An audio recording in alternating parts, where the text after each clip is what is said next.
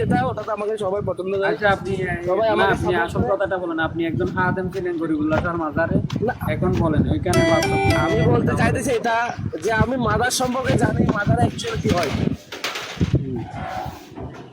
আমি ছোটবেলা থেকে ওখানে বড় হয়েছি। তো আমি বিদেশ দেশে আজকে 10 বছর যাবত। আমি 2017 সালে দিকে আসছিলাম এখানে, সরি 14 সালের দিকে। মাজারে যে কি হয় না হয় আমার থেকে বেশি কেউ ভালো জানে না, আমি এটা বলতে চাইতেছি আর কি। তো আচ্ছা কাঁঠাল জাবের থেকে ভাই, আপনার কলে নিতেছি না, দুঃখিত। আপনার কলে নিলে আপনি তো তর্ক করেন, এই সমস্যা মিনিটে। আচ্ছা ভাই, আমি একটু কথা বলি। খান সাহেব, আমি একটু কথা বলি, আমার কথা শুনেন। জি ভাই বলেন। ওই সবাই মিউটে দেন, কথা বলেন না। কথা বোঝার কথা কমু, বোঝার উত্তর পামু। আর হুজুর, আজে আমি বাজে নিচে কথা আছি। বলেন না। জি বলেন। কথা হইলো, এই যে আমাদের 360 জন আউলিয়া সারা হুম, বিশ্বের মধ্যে আছে,